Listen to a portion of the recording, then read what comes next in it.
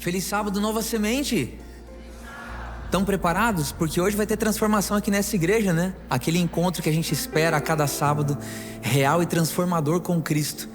E para começar a adoração do jeito certo, como tem que ser, a gente vai começar pensando e refletindo na pessoa de Cristo, o sacrifício dele, o que ele significa para nós, reconhecendo nele o potencial único, real e transformador para nos salvar e alcançar.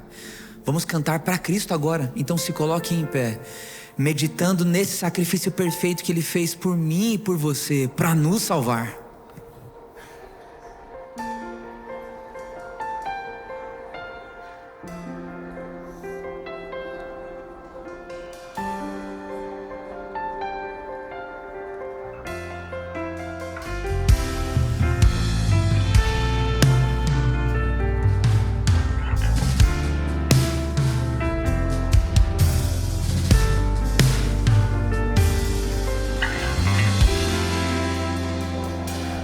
Malfeitores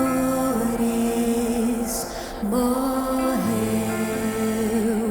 por minha culpa, Jesus a vida deu, foi quebrantado, grande dor sofreu, o meu pecado ele recebeu, sem ver bondade, chorou. Foi meu pecado que ele carregou. Foi esmagado por querer amar, e tudo isso foi em meu lugar. Se entregou por mim, morreu pra me salvar na cruz. Jesus tomou o meu lugar. Amor assim jamais existirá. Se entregar só pra me salvar. Morto foi Jesus, Cordeiro de Deus, Senhor da cruz, eternamente Rei. Amor assim jamais existirá. Tomou pra sempre o meu lugar.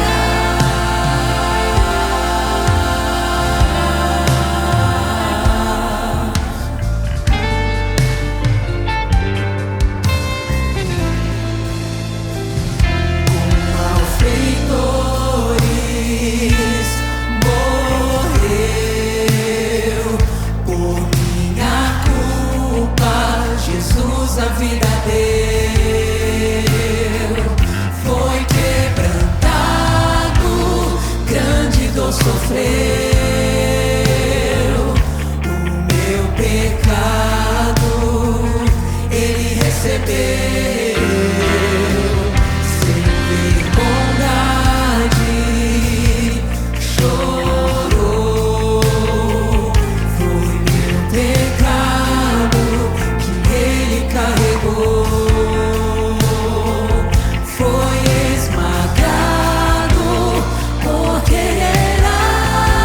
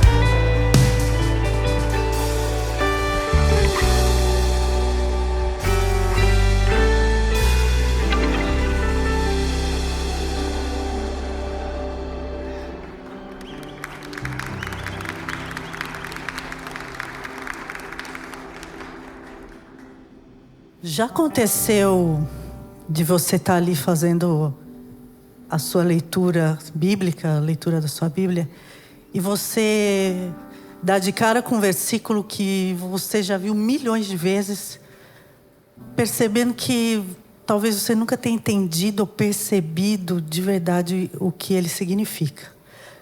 Não sei se isso já aconteceu com algum de vocês ou com algum dos que estão nos assistindo em casa. Comigo aconteceu recentemente com o Salmo 23. Esse salmo me acompanha desde que eu sou bem pequena. Sei decorar ele há muito tempo.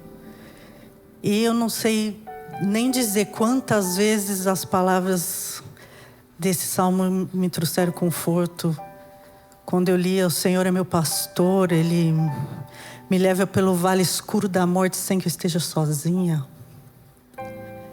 Mas tem uma passagem ali que por algum motivo eu não tinha percebido até pouco tempo atrás. É o comecinho do verso 5, que diz: me preparas uma mesa na presença dos meus inimigos. Quando eu penso o que significa estar na presença de inimigos, logo me vem à mente aquelas cenas dos filmes de guerra, 2 exércitos postos ali na linha de batalha, um prestes a enfrentar, destruir o outro. E certamente eu e você já passamos por momentos em que a gente se sente acuado por um exército de inimigos sombrios, de todos os tipos, ali nos cercando. Então imagine que você está ali, cercado de inimigos. Aí você ora: Deus, por favor, me salva. Jesus, me ajuda, me socorre. Aí você vê Jesus chegando. E daí você sente o alívio imediato, porque Ele está vindo com o seu exército de anjos para me resgatar. Mas não. Jesus chega ali com uma toalha de mesa xadrez no ombro, com alguns pratos e copos, e começa a colocar uma mesa. E enquanto Ele faz isso, você sente o barulho aumentando, você sente que os inimigos estão se aproximando, e você diz: Jesus, você precisa fazer alguma coisa, nós não vamos sobreviver a isso. E Jesus calmamente continua servindo, serve um copo de suco, senta. E na presença dos seus inimigos, Ele olha para você e diz: você precisa experimentar esse pãozinho. Enquanto você se prepara para soltar outro argumento, Jesus olha para você e diz: eu já estou aqui, do que mesmo você está com medo? Quando que na história desse mundo as circunstâncias, por piores que fossem, me impediu de fazer alguma coisa ao seu favor? Os seus inimigos vão sempre estar te cercando, mas não são eles que determinam quem senta ou não à mesa, o que será servido, se haverá ou não provisão. Hoje alguns de vocês podem ter chegado aqui cercado de inimigos, todos os tipos de adversários. Problemas, preocupações, doenças, luto, tristeza, saudade. Mas esse salmo serve para nos lembrar que a mesa está posta. Não porque os seus inimigos vão embora, mas porque Deus está presente. E quando Ele está presente, o medo, a dúvida nunca podem ter a última palavra. Nesse momento de oração, vamos nos ajoelhar, descansar nesse Deus que não só nos recebe, mas que nos sustenta e nos fortalece o tempo todo. Vamos nos colocar de joelhos.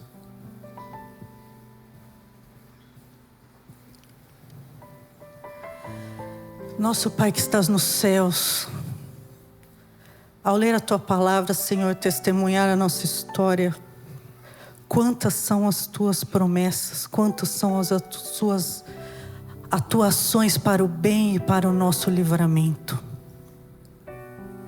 Quanto vemos, Senhor, que o Senhor fez, faz. Quanto sabemos que o Senhor ainda irá fazer.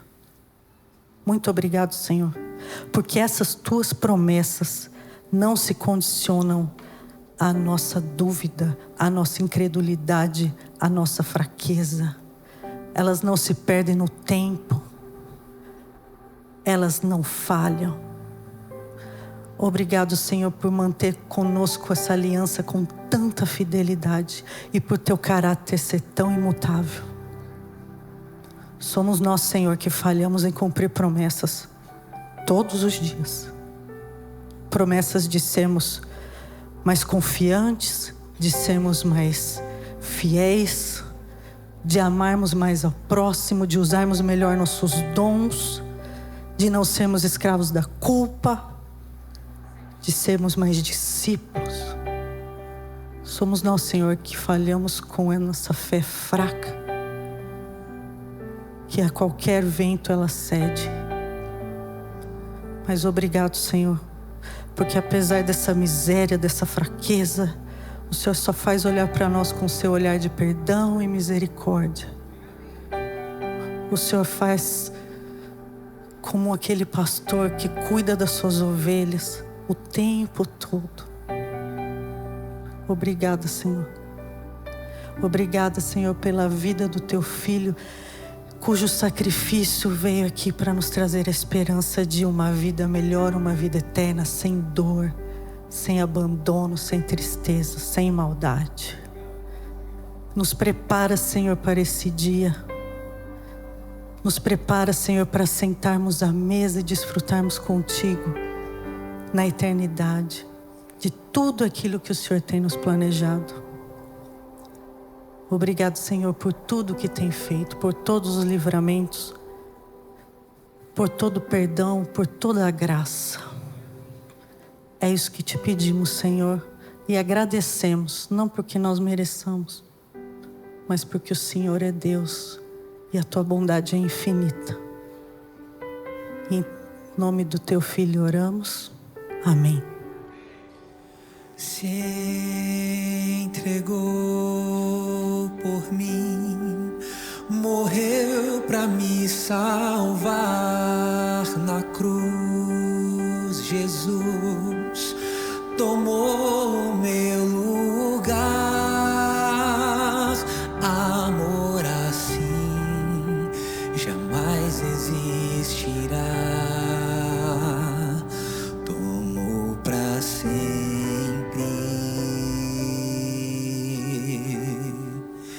o meu lugar.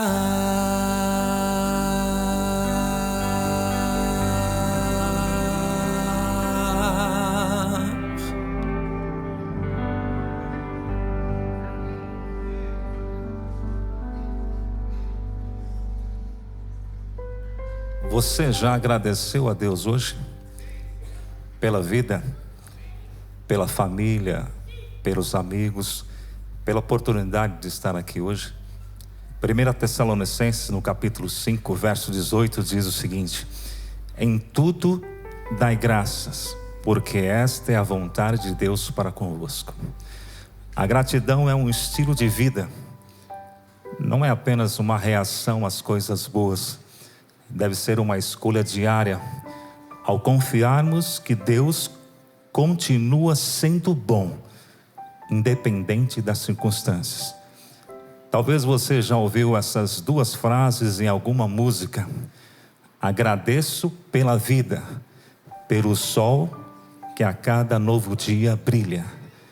Te agradeço por me libertar e salvar, por ter morrido em meu lugar. Te agradeço. O ato de ofertar em agradecimento demonstra respeito e reconhecimento pelas bênçãos recebidas. Nós só podemos dar porque em primeiro lugar recebemos de Deus, e Deus nos supre para que possamos ser generosos. No capítulo 1 Coríntios 9, versículo 7, diz o seguinte: cada um dê conforme determinou o seu coração, não por pesar nem por obrigação, pois Deus ama quem dá com alegria.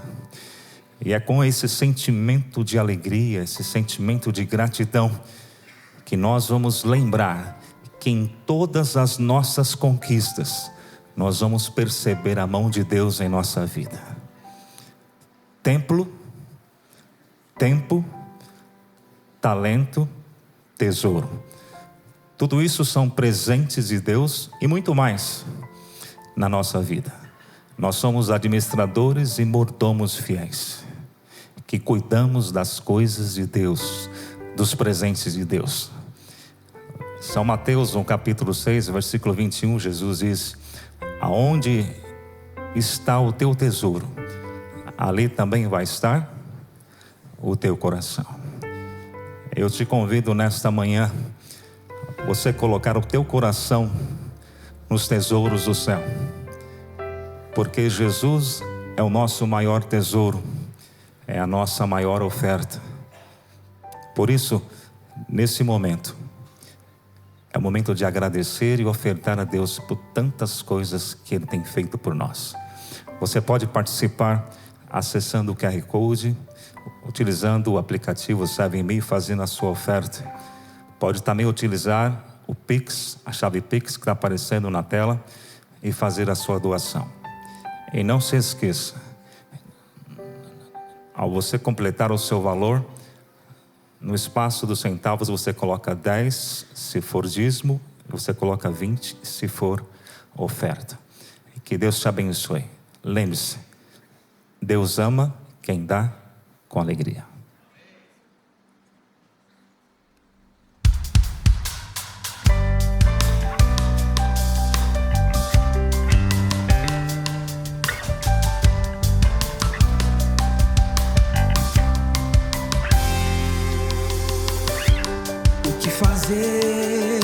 Por todo o bem que já nos foi dado e a graça que nos tem alcançado.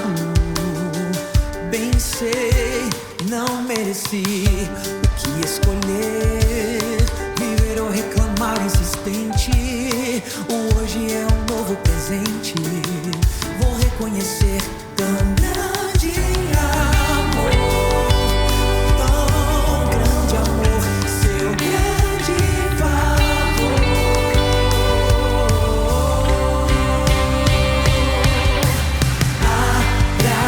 Agradeço pela vida, pelo sol que a cada novo dia brilhar, pela mesa, o partido, pão, a comunhão. Eu agradeço, agradeço.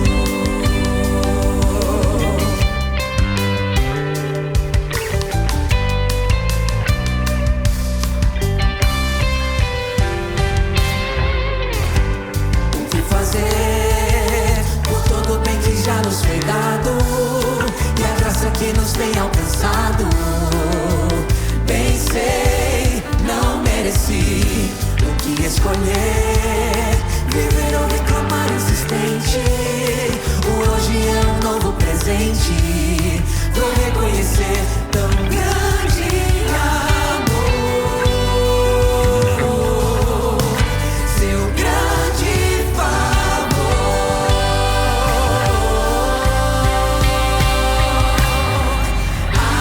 Agradeço pela vida, pelo sol que a cada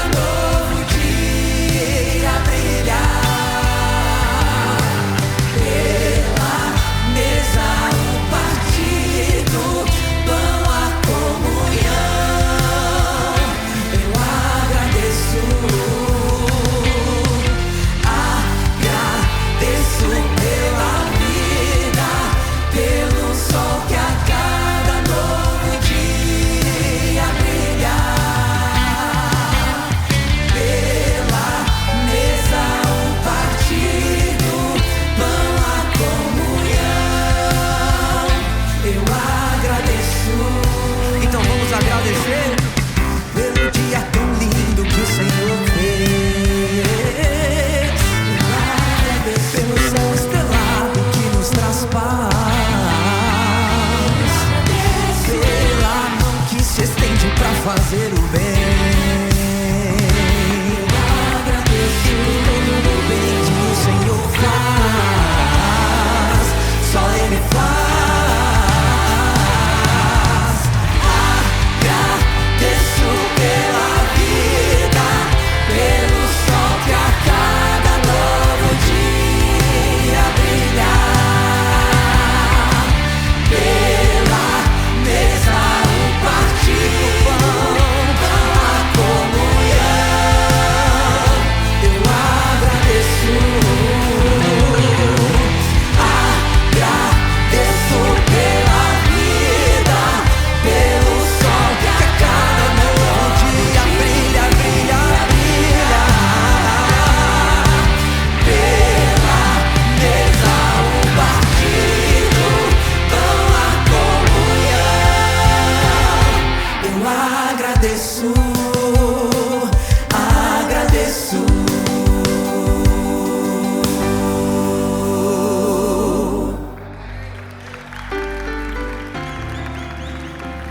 Oremos. Querido bondoso Deus, nós só temos a agradecer por tantas bênçãos, por esse momento, pelas ofertas, pelos amigos, pela igreja, e é em teu nome que te agradecemos. Amém.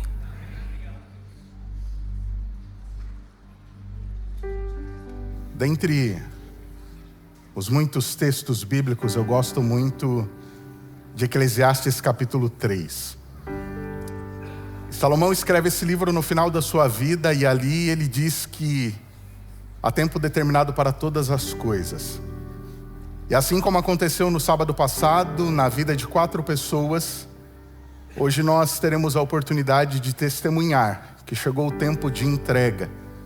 A decisão foi tomada e pessoas hoje vão descer as águas batismais para testemunhar da sua entrega e a decisão que tem de ter Cristo como Salvador e Senhor da sua vida.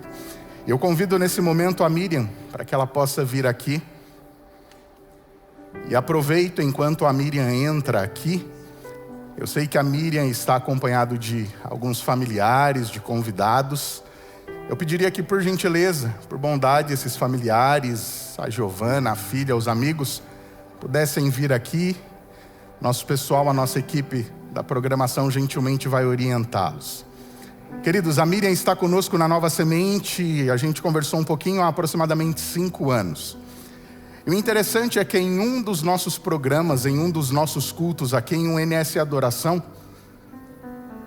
em uma dessas ocasiões eu sentei do lado da Miriam. E nós conversamos por alguns minutos ali, trocamos o contato. Ela falou do desejo de passar por esse momento aqui. A Miriam, quando tinha 10 anos de idade, ela entregou e passou por esse momento do batismo. Ali uma pré-adolescente. Mas a vida correu, a Miriam foi crescendo, se desenvolvendo. Quando veio a época da faculdade, embora a Miriam mantivesse, nunca tenha abandonado Deus em sua mente, no seu coração, na sua vida. E testemunhado disso para aqueles que estão ao seu redor, principalmente a filha Giovana, a Miriam resolveu seguir o seu caminho. E deixou de frequentar a igreja, participar dos cultos e seguiu a sua vida. Mas passado algum tempo, por intermédio da sua prima, também, né? Bem complementando, a irmã, a prima, tem todo um trabalho, todo um time trabalhando em prol disso. A Miriam então tomou essa decisão, começou a frequentar aqui. E nós retomamos o nosso contato. E uma das coisas marcantes que a Miriam disse era a oração que o pai dela sempre fazia, clamando a Deus para que a Miriam voltasse. Aqueles que estiveram aqui na semana passada viram, no caso, o testemunho do Douglas. E a família sempre orou por ele. E os familiares sempre oraram pela Miriam. E eu sei que a Miriam ora por muitos de vocês, para a decisão de vocês. E é por isso, Miriam, que nesse momento, de acordo com o desejo do seu coração, para que você siga e continue caminhando com Jesus Cristo até a volta dele, demonstrando, testemunhando e continuar orando para que essas pessoas, amigos e familiares, também aceitem e tomem essa decisão, seguindo a ordem do Mestre Jesus. Eu, como ministro do Evangelho, te batizo em nome do Pai, do Filho e do Espírito Santo.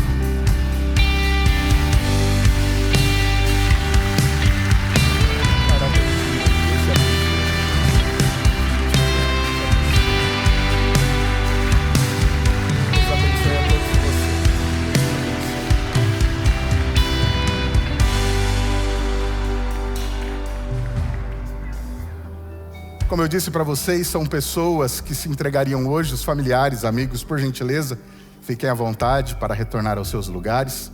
Eu convido nesse momento o Robson. E o meu amigo Robson, ele é um daqueles que participaram da classe Começos. E enquanto o Robson vem ao tanque, da mesma forma, gostaria de convidar a Meire, que é namorada do Robson, familiares, amigos. O Robson comentou e participou do Começos e a gente conversou um pouco e ele disse: pastor, o ano passado foi um ano diferente, né? Turbulento. Mas Deus concedeu para o Robson a oportunidade de recomeço. E o interessante é que no início desse ano tivemos uma série que falava sobre isso, recomeços. E o Robson, embora tenha e seja conhecedor da palavra, já tenha pertencido a uma outra profissão de fé, a uma outra denominação, o Robson decidiu e tomou e fez essa escolha de continuar estudando a Bíblia conosco. Algumas dúvidas, novas verdades se colocaram diante dele por intermédio da palavra de Deus. E assim como aconteceu com o Robson e com tantos outros aqui, o Espírito Santo falou à mente, ao coração do Robson. E o Robson disse: olha, pastor, em outros lugares o acolhimento que eu buscava, o esclarecimento da palavra, a paz que eu tanto buscava, isso muitas vezes era incompleto e eu não recebia isso. Mas ele louva a Deus pela vida da Meire, pela vida de cada um de vocês. E porque o Espírito Santo trouxe aqui a nova semente. E eu vou testemunhar o que você disse, Robson. Que aqui, na casa do nosso Pai, ele encontrou o acolhimento. Ele encontrou a verdade na palavra. E é por isso que ele tomou essa decisão de hoje entregar a sua vida a Cristo, por intermédio do batismo. E é com muita alegria, meu amigo, seguindo o exemplo e a ordem do Mestre Jesus, como ministro do Evangelho, eu te batizo em nome do Pai, do Filho e do Espírito Santo.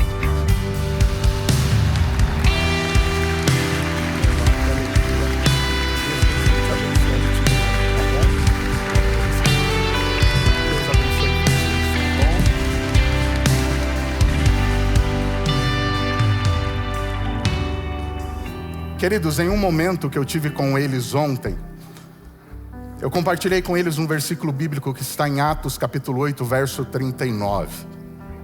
E é o capítulo em que narra do versículo 1 até o versículo 40 o encontro que Filipe, o evangelista, tem com um eunuco, um africano, um etíope, não sabemos o nome dele, mas nesse encontro esse homem é batizado. E no versículo 39 diz que logo depois que eles terminam o batismo e saem das águas, o Espírito Santo leva Filipe para um outro lugar e aquele eunuco nunca mais o vê. Mas o que me chama a atenção, e eu frisei isso com eles e compartilho com vocês, é que no final do versículo 39 diz que o eunuco retorna para sua terra natal, para o seu país, com o coração cheio de alegria.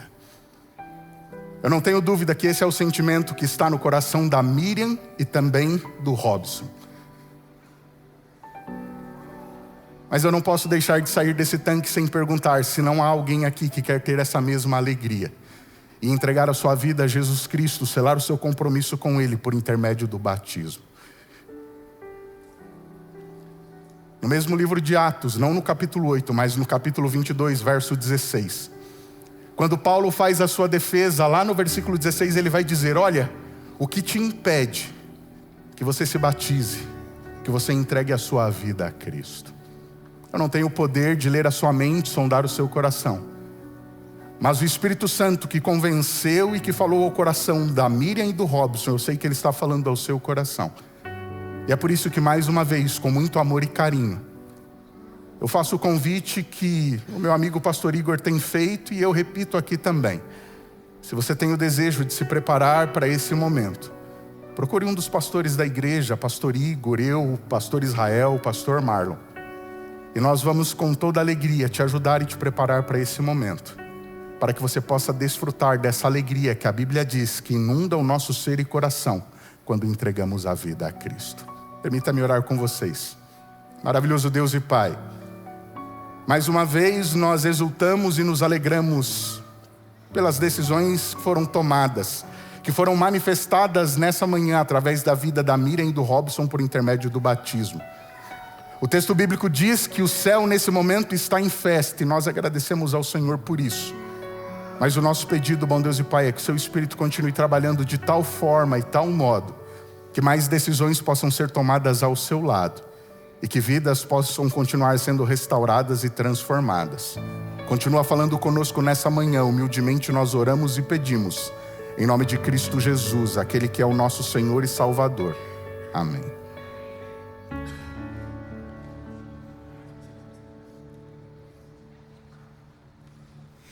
E hoje mais uma vez a salvação entrou na Nova Semente, amém?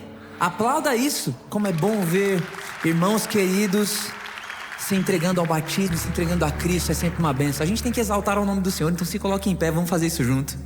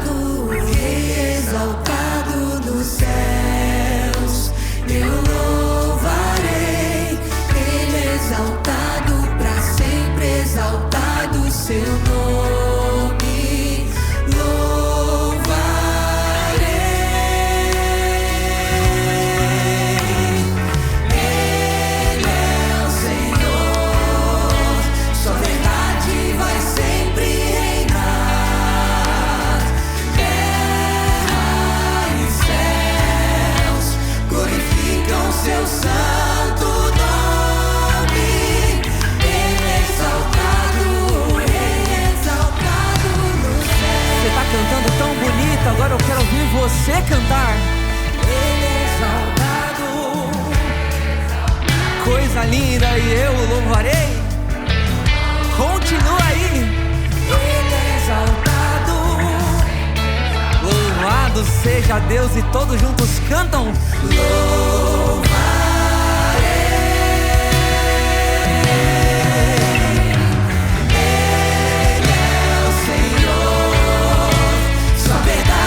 Vai sempre reinar, terra e céus glorificam seu santo nome. Ele é exaltado, Rei exaltado no céu.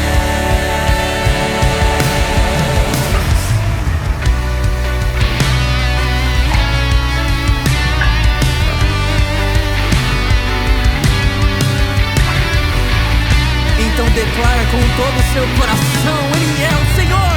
Ele é o Senhor.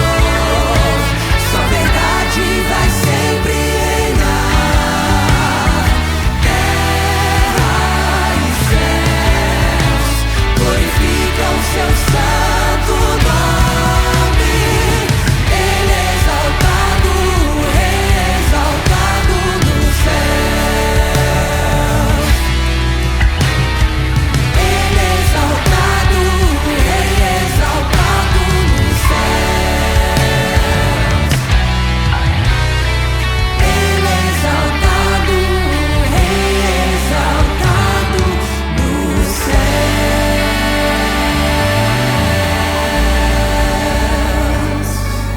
Amém. Louvado seja Deus. E o próximo louvor que cantaremos juntos, ele tem no seu ápice um pedido: dá-me, Senhor, um coração igual ao teu. Como que está esse coração aí? Um compositor muito conhecido, cristão, ele vai dizer, descrevendo o coração, que é nele onde nascem as fontes da vida, e os loucos duvidam de Deus, onde negros se tornam os dias e os homens se acham tão seus. Davi no Salmo 51 verso 10 vai pedir para Deus assim: Senhor, dá-me um coração puro e renova em mim um espírito inabalável. Nessa semana, na última semana aliás, a Camila fez aniversário. Fala parabéns. Muito obrigado. Olha aí. Até aplausos. Fez 32 anos. O coraçãozinho dela tem 32 anos. É um dos corações mais lindos que eu já vi. Mas que tem inclinações para o mal, como o meu e o seu. O meu coração tem 34. E na próxima quinta-feira ele faz 35. Vou fazer aniversário também. Olha aí como vocês são maravilhosos. Fiquem tranquilos, eu não sou exigente com presente, aceito qualquer coisa. Meu coração tem 35 anos. Eu sei a luta que eu enfrento. Eu sei como ele era até eu fazer meus 10 anos, ainda inocente, com pouca subjetividade, mas já com inclinações para o mal, egoísta, vaidoso. A gente vai crescendo, envelhecendo, assimilando novas consciências, compreensões de mundo, e essas características que a gente tinha quando era criança, que eram inerentes a gente, já veio com a gente, elas se acentuam, a gente vai ficando pior. Mas aí entra a luta consciente contra nós mesmos, né? E essa música é uma dessas em que a gente tem a oportunidade de reconhecer em cada pedacinho dela onde está a nossa falha contra Deus. E no ápice dela, nós pediremos como um só: Senhor, me dá um coração parecido com o seu, porque o meu coração eu não quero mais.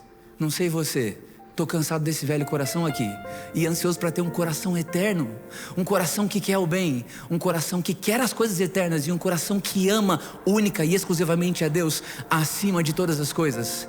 Vamos pedir juntos esse coração para Deus? Ele pode fazer isso, em nome de Jesus eu assino essa oração.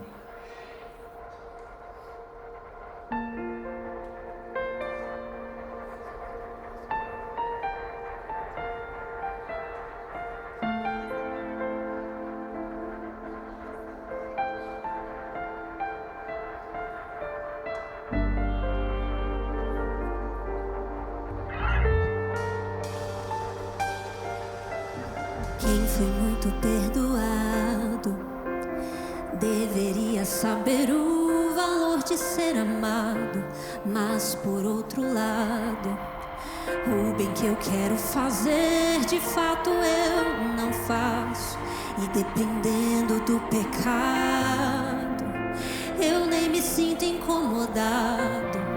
Então me esbarro na tua palavra e sou confrontado. Não adianta fingir que está tudo bem. Se de ti eu recebi perdão, mas não consigo perdoar ninguém. A outra face eu não dei, só o meu ego escutei. Até amei os meus amigos, mas meus inimigos odiei.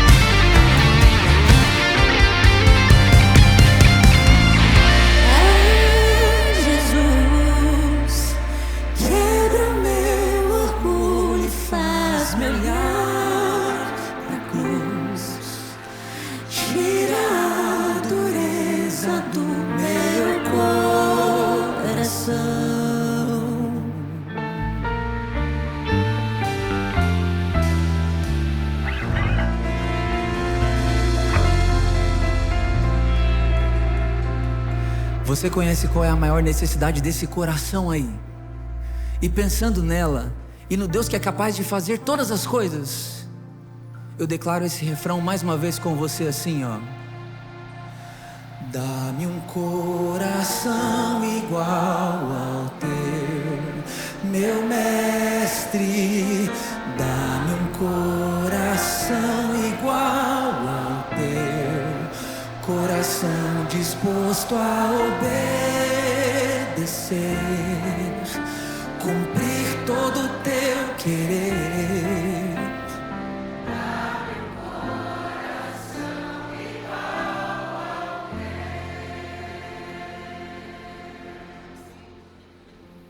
Esse é o nosso maior desejo, Pai.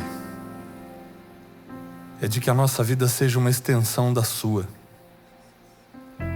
É que o nosso coração seja a morada do Espírito Santo. É por isso que nós estamos aqui. Porque entendemos o quanto precisamos do Senhor.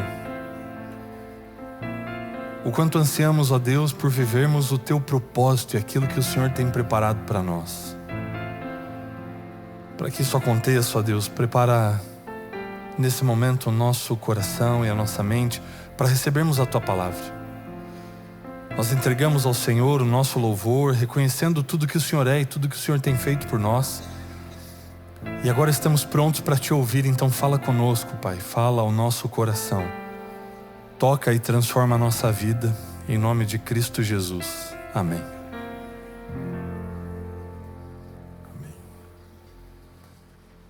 Um bom dia para você, seja bem-vindo à Nova Semente. Essa é uma comunidade, estava com saudade de ouvir esse teu Feliz Sábado, pastor aí. Muito bom ter vocês aqui sempre, viu? Muito bom, José, muito bom. E essa é uma comunidade da Igreja Adventista do Sétimo Dia, que existe com um propósito, de a cada sábado nós termos uma experiência real e transformadora com Deus. Hoje eu quero refletir em algo que eu tenho tido a oportunidade de conversar com várias pessoas, na verdade ao longo do meu ministério, não só recentemente. Falar um pouco sobre o que nós vamos refletir hoje. Mas antes de mencionar e deixar isso claro para você, eu quero fazer um teste com você.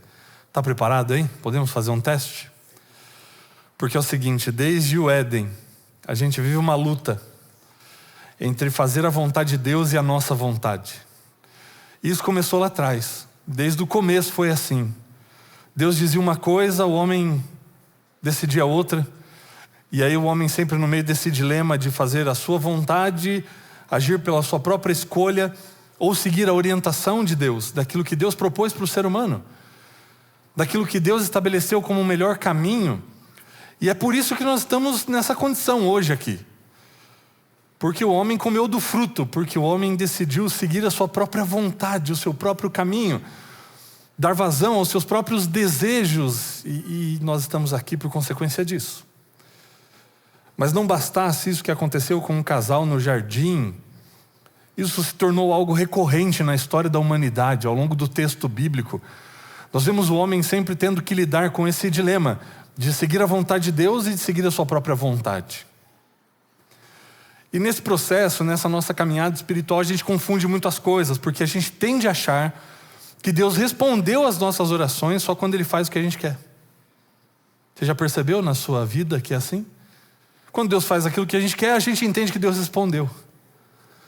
Mas na verdade Deus sempre responde.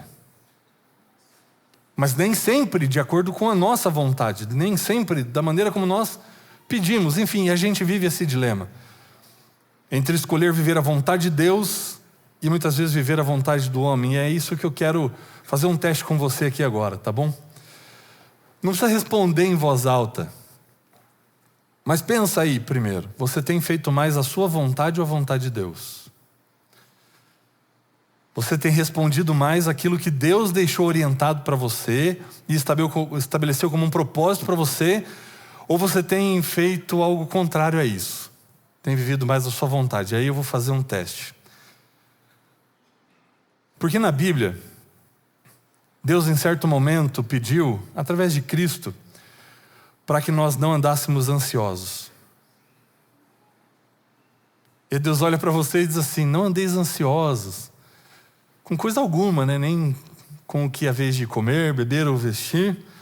E aí você responde para Deus: claro, Senhor, só deixa eu imaginar todos os cenários catastróficos aqui primeiro, e aí eu... É mais ou menos assim que a gente age, não é?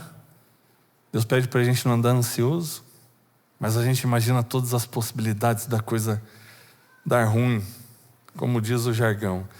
Deus diz assim, ó: perdoem uns aos outros. E aí você já perdoou, ou você está ensaiando o discurso para quando você encontrar com a pessoa? Você está seguindo a vontade de Deus ou a vontade do seu coração, a sua própria vontade?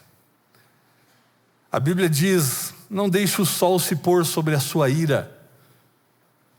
Para promover o quê? Para promover a reconciliação, para promover a paz. Então não deixa passar um dia, não vai dormir sem resolver o que você precisa resolver com alguém.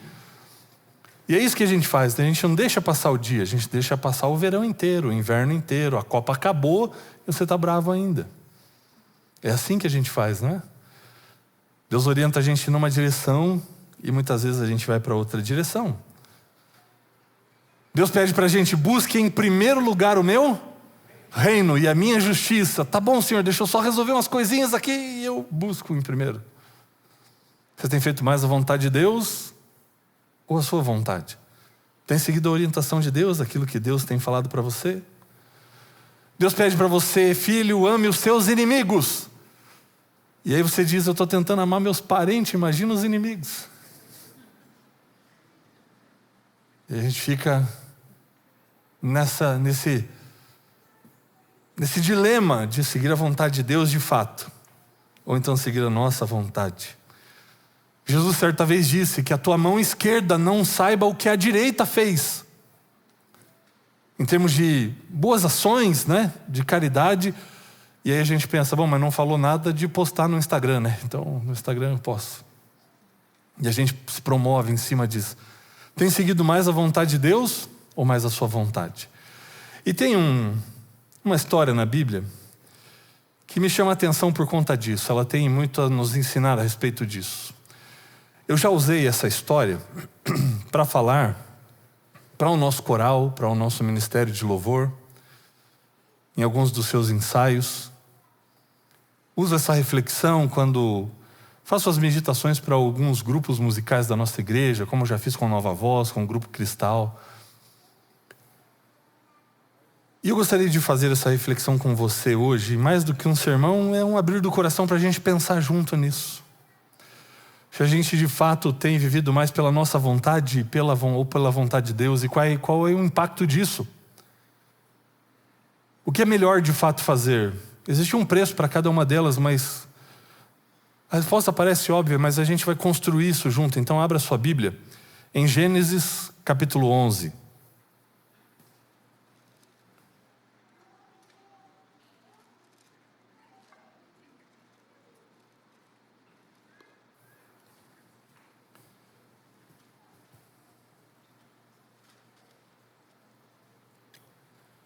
Gênesis capítulo 11, e nós vamos ler os 8 primeiros versos. Ou melhor, os 9 primeiros versos. Você conhece bem esse relato. Mas a gente vai olhar para ele, depois a gente vai ampliar um pouquinho a nossa lente, para a gente entender o que está de fato acontecendo aqui. Acharam aí? Gênesis capítulo 11. E na minha Bíblia eu leio assim: em toda a terra havia apenas uma língua e uma só maneira de falar. Os homens partiram do Oriente, encontraram uma planície na terra de Sinar e habitaram ali. E disseram uns aos outros: venham, vamos fazer tijolos e queimá-los bem. Os tijolos lhes serviram de pedra e o betume de argamassa. E disseram, e atenção para esse verso 4 aqui: venham, vamos construir uma cidade e uma torre, cujo topo chegue até aos céus, e tornemos célebre o nosso nome, para que não sejamos espalhados por toda a terra. Então o Senhor desceu para ver a cidade e a torre que os filhos dos homens estavam construindo. E o Senhor disse: eis que o povo é um e todos têm a mesma língua. Isso é apenas o começo, agora não haverá restrição para tudo o que planejam fazer. Venham, vamos descer e confundir a língua que eles falam, para que um não entenda o que o outro está dizendo. Assim o Senhor os dispersou dali pela superfície da terra, e pararam de edificar a cidade. Por isso, a cidade foi chamada de Babel, porque ali o Senhor confundiu a língua de toda a terra, e dali o Senhor os dispersou por toda a superfície dela. Veja, isso aqui é algo que acontece depois do dilúvio. Depois do dilúvio, a gente sabe, estavam ali habitando a terra só Noé, sua esposa, seus filhos e suas noras. 8 pessoas, que vão dar origem agora a todo o povo que vai estar relatado aqui nesse capítulo. A Bíblia não menciona quanto tempo depois do dilúvio isso aconteceu, a construção dessa cidade com essa torre. Alguns estudiosos tentam, pela genealogia dos capítulos anteriores aqui, chegar próximo a um período de tempo, mas eles variam entre 100 e 200 anos depois do dilúvio, para o relato de Gênesis 11. E a estimativa de quantas pessoas habitavam a terra naquele momento, ela também é muito diferente, porque alguns estimam que havia 5.000 pessoas ali, outros chegam a estimar que possivelmente perto de 20.000, por conta do que seria possível e viável se gerar de filhos e de ter de gerações nesse período ali. E eles então decidem, por vontade própria, estabelecerem uma cidade e uma torre com esse propósito, esse objetivo, que está bem claro ali em Gênesis 11, versículo 4. Vamos construir uma torre que chegue ao céu. Por quê? Eles estavam querendo construir uma torre que chegasse ao céu. Eles tinham pelo menos 2 intenções que o texto mostra para nós. Uma delas está clara nesse próprio verso que diz: tornemos célebre o nosso nome. Era um tipo de monumento que faria certamente referência aos seus construtores, aos seus idealizadores. Era um monumento que eles estavam querendo construir. Mas embora tivesse essa aparência de uma coisa só para registrar o nome na história, isso na verdade revelava um sentimento que eles tinham e o entendimento que eles tinham a respeito de Deus. Porque o real intento deles construírem essa torre é para, de certa maneira, se protegerem desse Deus que tinha mandado dilúvio. Embora eles não tivessem vivido o dilúvio, se de fato foi ali 100 ou 200 anos depois, muitos deles conviveram ainda com Noé. Então, ao ouvirem os relatos, olha, Deus falou que não vai destruir mais a terra com o dilúvio, mas acho melhor a gente garantir, vamos construir uma torre que chegue ao céu. Assim, pela sua própria vontade, pelos seus próprios esforços e com seus próprios recursos, eles estariam de certa maneira protegidos de Deus. Mas veja só o que isso revela. Porque quando o dilúvio acontece, Deus faz uma promessa para Noé. E qual é a promessa que Deus faz para Noé? Eu não destruirei mais a terra com água, dessa maneira. Então fiquem tranquilos, isso não vai se repetir. Isso não vai acontecer de novo. E Deus coloca um sinal no céu, que é o símbolo dessa promessa. Qual é esse sinal? É o arco-íris. O arco-íris no céu, o símbolo da promessa que Deus fez de que não destruiria mais a terra com água, com o dilúvio. E essa intenção deles em construir essa torre demonstra que eles não creram na promessa. E veja só, tinham evidências suficientes para crerem. Porque na história que lhes fora contada por Noé, Deus falou que ia chover quando nunca tinha chovido, e fez chover.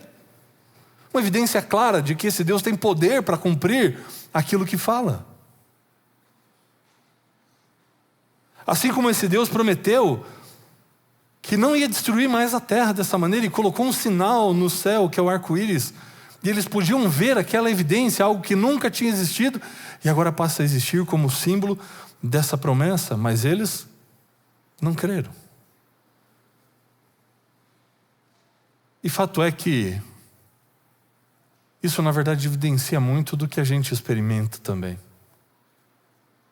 É como se nós pudéssemos nos ver ali, naquelas pessoas pós-dilúvio. Porque apesar de terem tantas evidências de que Deus é fiel para cumprir as suas promessas, a gente acaba não confiando, não acreditando que elas de fato serão cumpridas. E é por conta disso, de não crermos na promessa de Deus e de tentarmos resolver as coisas à nossa própria maneira, com o nosso intelecto, com os nossos recursos próprios, é que existe um ditado na tradição judaica que expressa um pouco disso. E eu gosto muitas vezes de olhar para a tradição judaica, seja dos tempos bíblicos, seja de agora mesmo, porque eles são muito concretos no que eles transmitem. Para o judeu entender, o ensinamento precisa ser palpável, precisa ser concreto, de maneira que eles não têm dificuldade de ver Deus de uma maneira diferente da nossa, por exemplo. A soberania de Deus não é um problema para eles. Para nós aqui no Ocidente já parece ser. Eles não têm dificuldade nenhuma em entender Deus como Deus soberano. Deus que controla todas as coisas. E esse ditado da tradição judaica, ele diz o seguinte: o homem faz planos e Deus ri. Não é rir de zombar do homem, mas é rir da pretensão do plano. Porque a gente pensa que o nosso plano é muita coisa. Mas diante daquilo que Deus projeta para nós, lembra, eu já preguei isso aqui inúmeras vezes, Deus é capaz de fazer infinitamente mais do que tudo quanto pedimos ou pensamos. E aí a gente bola um plano e a gente acha que aquilo é o máximo e a gente apresenta aquilo para Deus. E esse ditado diz, né? O homem faz planos e Deus ri. Quem sabe Salomão até quisesse ter escrito isso em Provérbios. Mas sabe aquele meme? Salomão, não dá para escrever assim. Então escreve assim. Aí está lá em Provérbios 16, o coração do homem pode fazer planos, mas a resposta certa vem dos lábios do Senhor. Quem tem o melhor plano é Ele. Quem tem a melhor resposta é Ele. E eu vou te dizer uma coisa. Esse provérbio, ele até está, de certa maneira, aparecendo aqui no texto. Porque eu não sei se você percebeu na leitura que nós fizemos, ou quando você já leu esse texto em algum outro momento, de fato tem uma parte aqui que faz parte do humor do hebreu. Do humor daquela região e do humor que o autor do livro aqui, Moisés, tentou colocar. Sabe por quê? Eu não sei se você percebeu esse detalhe. Eles queriam construir uma torre e essa torre chegasse aonde? Olha o tamanho da pretensão. Nós vamos fazer uma torre e que essa torre chegue até o céu para daí a gente estar livre daquilo que Deus fez. Para a gente se proteger de Deus. A pretensão era de construir uma torre que chegasse ao céu. Mas olha o que o verso seguinte diz. No verso 5. Então o Senhor fez o quê? O que o Senhor fez? Você lembra do texto? Então o Senhor desceu. Poxa, mas não era uma torre tão grande que chegaria ao céu que vocês queriam construir? E aí para ver a torre Deus precisa descer então para ver de pertinho, porque lá do céu não estava dando para ver. Você entende a ironia? Você entende o humor do texto? Querem fazer uma torre tão grande, mas Deus precisou descer para ver essa torre. Porque isso é o que a gente pode fazer. Diante daquilo que Deus pode fazer, o que a gente pode fazer é nada. É insignificante. E é com isso que o texto está lidando aqui. Essa questão de fazer a vontade de Deus ou fazer a sua própria vontade. Existem vários aspectos aqui que mostram que eles estavam se distanciando do que era a vontade de Deus. Porque quando você volta para Gênesis 9, olha só o que diz o primeiro verso. De qual era o propósito de Deus para aquele povo pós-dilúvio. Gênesis 9, versículo 1. Deus abençoou Noé e os seus filhos dizendo: sejam fecundos, multipliquem-se e façam o quê? Encham a terra. Encham a terra. Para encher a terra eles tinham que estar concentrados ali? Não, eles tinham que se espalhar. Mas qual a intenção deles? Vamos construir uma torre, uma cidade para a gente ficar aqui e para não sermos espalhados sobre a terra. Eles estão indo na direção contrária daquilo que Deus pretendeu. E aí Deus vem confundir a língua deles e através disso, para cumprir o propósito de Deus, eles acabam tendo que se espalhar. Porque eles começaram a falar em línguas diferentes, em idiomas diferentes e um não entendia o outro. Deus fez isso para limitar a propagação do mal. Porque Deus disse, agora, unidos desse jeito, eles vão estar dispostos a fazerem qualquer coisa. E para reter o mal, o avanço do mal, Deus então confundiu as línguas. A verdade é que muitas vezes hoje nós também queremos construir as nossas torres. Mas obviamente elas não são de tijolos. Para seguirmos a nossa vontade, muitas vezes essa vontade que nos distancia de Deus, a gente acaba empreendendo esforço demais. E não entenda, essas coisas são importantes, mas quando eu faço esse comparativo é em relação ao esforço que a gente deveria empreender para cumprir a vontade de Deus. Eu coloco muito mais esforço para construir um currículo do que para cumprir a vontade de Deus.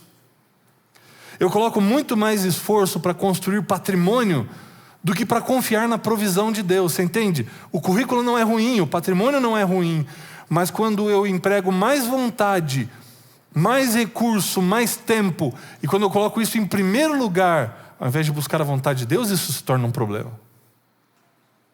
Porque ali vai evidenciar onde eu estou colocando a minha confiança, onde eu estou colocando o meu coração.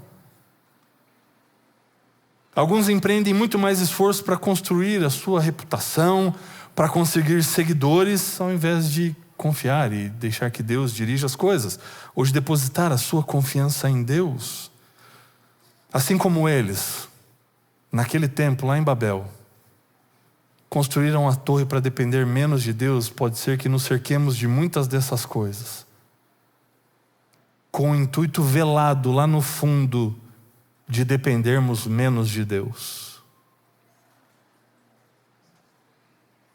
E de repente isso poderia estar dentro da série Sem Filtro também. Às vezes buscamos as coisas e construímos as coisas, as nossas torres modernas, para a gente depender menos de Deus. Para a gente poder ficar confortável e para nós podermos fazer as coisas de acordo com as nossas vontades. E não passarmos pelos desertos da vida a fim de sermos moldados. Aqui, na verdade, é a replicação de algo que vem acontecendo desde o Jardim do Éden. Porque a essência do que está acontecendo aqui é a essência do pecado. Qual é a essência do pecado? É você agir de maneira independente à vontade de Deus. O pecado não foi comer o fruto. O pecado foi agir de maneira independente à vontade de Deus. Porque lá no jardim, qual foi a orientação que Deus deu para o casal? De todas as árvores vocês podem comer, mas da árvore que está no meio do jardim, a árvore do conhecimento do bem e do mal, dela não comereis. Aí o inimigo vem, apresenta aquela conversinha para Eva e ela tem que decidir entre fazer a vontade de Deus e fazer a sua própria vontade. O que ela escolheu fazer? Sua própria vontade. Quais foram as consequências disso? Depois nascem os primeiros filhos do casal. E Deus orientou para que um fosse guardador do outro. E Caim rejeita o propósito de Deus para ser o guardador, o cuidador do seu irmão. E qual é a consequência disso quando Caim age por vontade própria? Primeiro, ele oferece algo para Deus que Deus não aceita. E não foi porque ele errou na oferta. Pelo menos a Bíblia não registra antes disso uma especificação clara de Deus que tinha que ser um cordeiro. Mas ali em Gênesis 4 existe um texto que mostra para nós qual era o problema.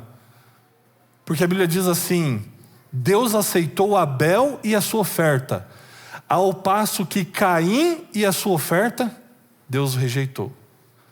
Veja que primeiro Deus aceita a pessoa e aceita a sua oferta. Por que Deus não aceitou a oferta de Caim? Não era porque a oferta estava errada, é porque o coração estava errado. Por isso que ele diz que Deus se desagradou de Caim e de sua oferta. Porque o coração dele não estava no caminho certo, na direção certa. Porque Caim estava intentando agir de maneira independente à vontade de Deus. E muitas vezes nós incorremos nesse mesmo erro. Nós queremos agir de maneira independente à vontade de Deus. E aí você traça um plano. Você pensa nesse plano, como você vai fazer, seja de uma viagem, seja da aquisição de um imóvel, de um bem, seja o que for.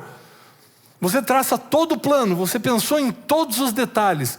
E aí depois que o plano está pronto, você chega para Deus e diz assim: Deus, abençoa esse plano. Mas ele não participou do plano. Deus não fez parte do plano. Você chegou a perguntar se esse plano estava ok para Deus, no sentido de: Deus, é isso mesmo? Me orienta, me dirija. Vai comigo lá para Tiago, capítulo 4. Lá no finalzinho da Bíblia. Você vai passar o livro de Hebreus ali, vai chegar em Tiago.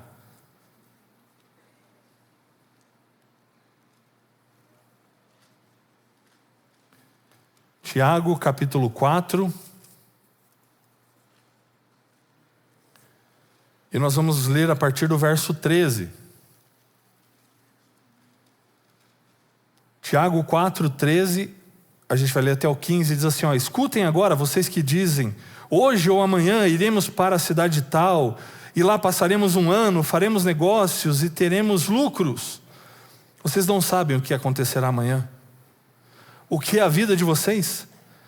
Vocês não passam de neblina que aparece por um instante e logo se dissipa. Em vez disso, deveriam dizer: se Deus quiser, não só viveremos, como também faremos isto ou aquilo. Deus não tem que entrar no final do plano, Deus tem que ser o começo dele. E às vezes a gente faz a mesma coisa que aquele povo lá em Babel estava fazendo. A gente traça o nosso plano, a gente não está nem aí se esse plano corresponde ao plano de Deus para a nossa vida, e depois a gente chega e diz assim: Deus, agora abençoa esse plano. Aí Deus olha para esse plano e Deus sorri. Deus diz: ah, filho, se você soubesse o que eu tenho preparado para você, se você soubesse qual é a minha vontade para você, se você tivesse perguntado minimamente o que eu tenho pensado para você. E é com isso que eles têm lidado o tempo todo. E o que fica bem evidente nesse texto de Gênesis 11 é a frase deles: tornemos célebre o nosso nome. Tornemos célebres o nosso nome. Interessante. Fala para mim o nome de um construtor da Torre de Babel. Você lembra aí? O nome de um construtor da Torre de Babel?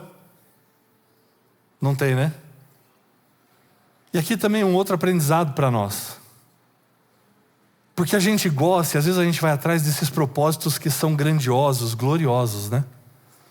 É disso que a gente gosta muitas vezes, é construir uma torre enorme, um monumento que todo mundo olhe, o nosso nome seja reconhecido. E essa é a minha crítica muitas vezes a essa abordagem coach que se apropriou do evangelho também. Onde você tem que ter muito dinheiro, onde você vai prosperar materialmente falando. E essa é uma visão muito reducionista do que é o evangelho e do que é o propósito de Deus para a nossa vida. Porque quando você vai por um caminho como esse, você acaba se esquecendo daqueles propósitos silenciosos, que tem muito valor.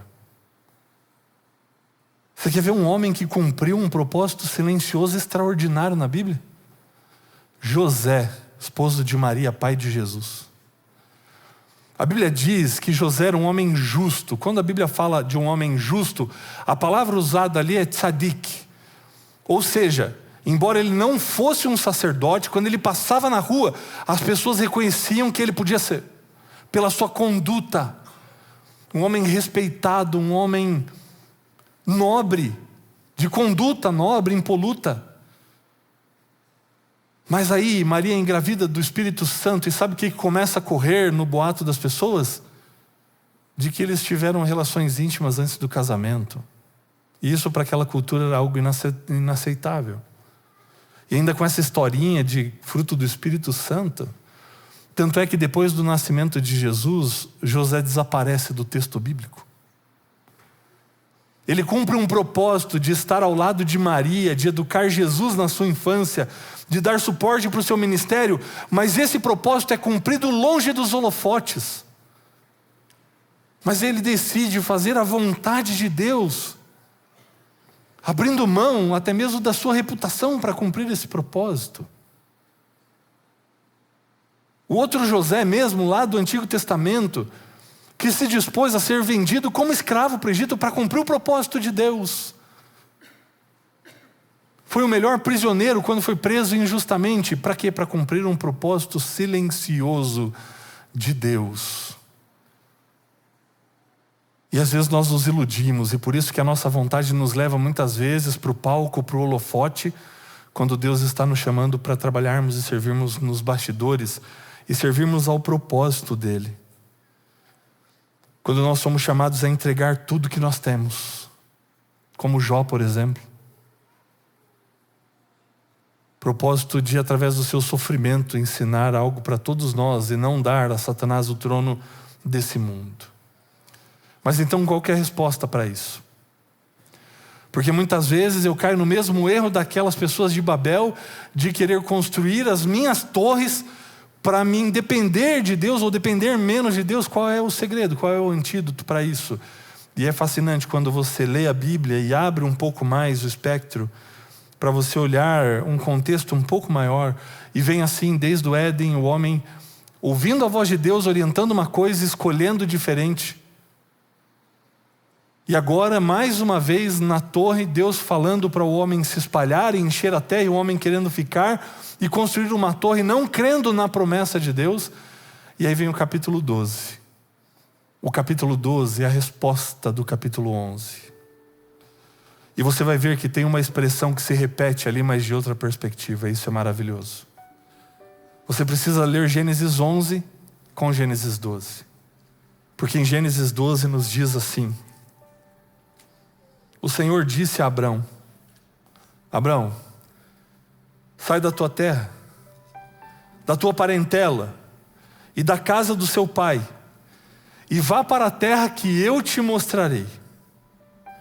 Farei de você uma grande nação, e o abençoarei. E farei mais o quê? Engrandecerei o seu nome. Se tu uma bênção. Você lembra de Abraão, né? O nome de Abraão soa familiar para você? Abraão aparece aqui, queridos, em contraposição a tudo que o homem tinha experimentado até então. O homem que por vezes escolheu viver a sua própria vontade, realizar os seus próprios desejos. Agora Deus vai mostrar na vida desse homem aqui qual é o antídoto e qual é o verdadeiro caminho. Para você cumprir aquilo que os homens intentavam fazer. Os homens empreenderam tanto recurso, tanto esforço, para alcançar aquilo que no capítulo seguinte Deus vai dar de graça para Abraão. Sem Abraão pedir, Deus vai dar para ele uma cidade. Aqueles homens no capítulo 11 tinham que construir uma cidade, ou quiseram construir uma cidade. Ao invés de construir torres, Abraão construía altares por onde passava, para apontar que a vida dele era dirigida por Deus e não pela sua própria vontade. Aqueles homens tinham o intuito de tornarem célebres os seus nomes, de que os seus nomes ficassem gravados na história. Mas Deus chega para Abraão e Deus diz: eu vou engrandecer o seu nome. Porque ele decidiu viver e cumprir a vontade de Deus. É por isso que hoje a gente lembra de quem foi Abraão, mas não lembramos um nome sequer de um dos construtores ou idealizadores da Torre de Babel. Aqueles homens construíram aquela torre voltada para si, para satisfazer os seus interesses, os seus desejos. O chamado e o propósito de Deus para Abraão, e que Abraão decide cumprir, não é para ele, mas é para os outros, porque a Bíblia vai dizer: em ti serão benditas todas as famílias da terra. Então, como você tem vivido, como você tem agido, você tem vivido pela sua própria vontade. Porque se for isso, tudo que você conseguir vai ser só para si. E você vai se perder no meio de tudo isso, porque tudo é voltado para você mesmo. E no final você vai estar sozinho com o seu propósito, com as suas escolhas, com a consequência daquilo que você construiu para a sua vida. Ao passo que Abraão decidiu viver o propósito e o plano de Deus, que não era para si, mas era em favor dos outros. Era pelo próximo. O propósito de Abraão estava voltado para as pessoas, assim como deve estar o nosso propósito também. Na torre, aqueles homens queriam ficar, mas para Abraão, Deus pede para ele sair. E sair para uma terra que ele nem sabia qual era. Eles queriam se proteger de Deus, enquanto Abraão escolheu confiar em Deus. Eles não creram na promessa. Abraão decidiu viver pela promessa. E por conta disso ele vai experimentar o extraordinário, algo que aqueles homens da Torre de Babel nunca experimentaram.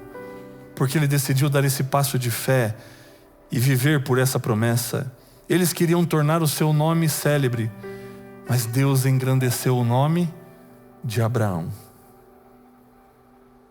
Eles fizeram a sua própria vontade. Abraão escolheu fazer a vontade de Deus. Quais são as torres que você tem construído? No que é que você tem se agarrado para depender menos de Deus? Para precisar orar menos pedindo auxílio divino? Qual é o verdadeiro propósito da sua vida e intento do seu coração?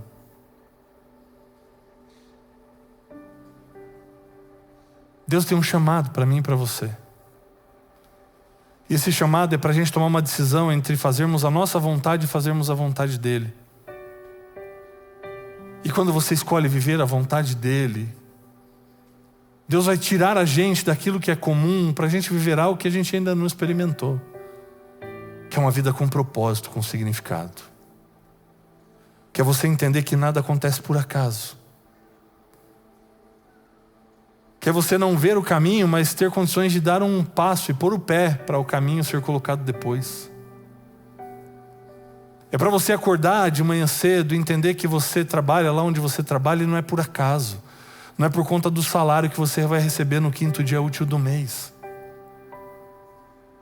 Que você está lá para em você ou através de você serem benditas todas as pessoas da empresa onde você trabalha.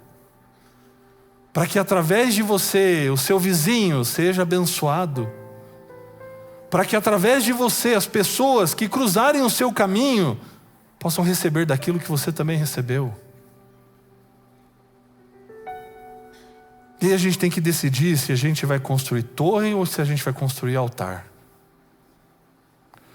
Porque a torre traz engrandecimento para o eu. Mas o altar é o símbolo da entrega do eu. Você está trabalhando para engrandecer o seu nome? Ou para entregar o seu nome como uma oferta para que o Senhor use? Para que quando o Senhor disser, vai filho, você vá. Para que quando Deus disser, fale, você fale. Para quando Deus disser, estenda a mão, você estenda a mão. Deus chamou esse homem para que através da vida dele nos ensinasse qual é o caminho e qual é a melhor escolha. Deus foi providente na vida toda de Abraão. Talvez a maior das providências, o cordeiro, para poupar o seu filho. Tantos outros livramentos, pela disposição que ele teve de servir, Deus realiza um milagre na vida dele, ele concede um filho. E quando ele se dispôs a se tornar um instrumento nas mãos de Deus, ele se tornou então o pai da fé. Eu fico pensando quantas coisas Deus não pode realizar através de mim e de você, se tão somente escolhermos fazer a vontade dele. Se tão somente abandonarmos as nossas torres para construirmos um altar e nos oferecermos ali como uma oferta para o Senhor e como instrumentos poderosos nas mãos dele.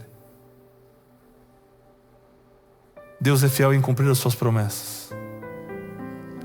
E Ele diz que é capaz de fazer infinitamente mais do que nós podemos pedir ou pensar. Deixa Ele fazer isso em você. Deixa Ele fazer isso na sua vida. Às vezes você está com medo ainda, como eles estavam. Mas confia, porque Ele é fiel. E é sobre isso que a gente vai cantar agora. Deus é fiel em cumprir as suas promessas. Por isso, vale a pena você confiar. Vale a pena, ao invés de você buscar as coisas que aparentemente podem nos trazer segurança aqui nesse mundo, você depositar a sua confiança e a sua segurança no Senhor, vale a pena. Mesmo que você não veja o final do caminho como Abraão não viu, vale a pena. Mas muda a chave, para de buscar as coisas desse mundo e coloca o seu coração no reino dos céus. Coloca o teu coração em cumprir o propósito para o qual Deus te chamou. E Deus vai usar você de maneira extraordinária. Então confia. E nesse momento, ao cantarmos, declare que Ele é fiel. E que você, de fato, deposite seu coração nas suas promessas, porque são fiéis e verdadeiras.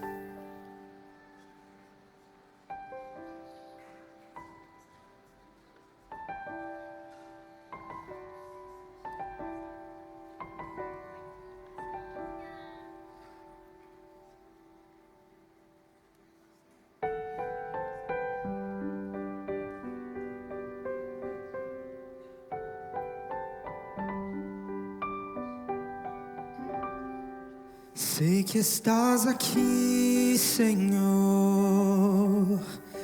Podes perceber quem sou. Podes ver se há em mim um verdadeiro adorador. A minha oferta eu ofereço a ti, Deus meu, pra reconhecer que nada tenho, tudo é teu. Quero te adorar, ainda que a figueira não floresça. Quero me alegrar, mesmo se o dinheiro me faltar. A vitória vem, mesmo que pareça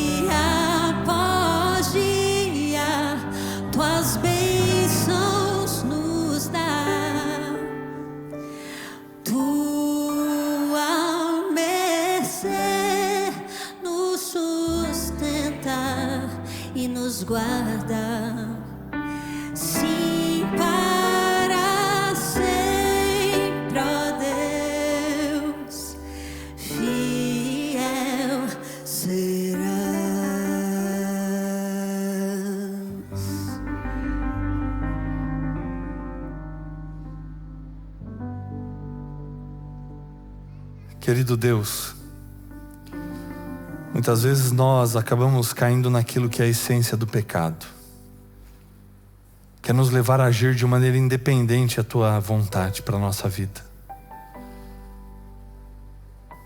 Mas que aceitar o Teu chamado, ó Deus, seja o antídoto para tudo isso.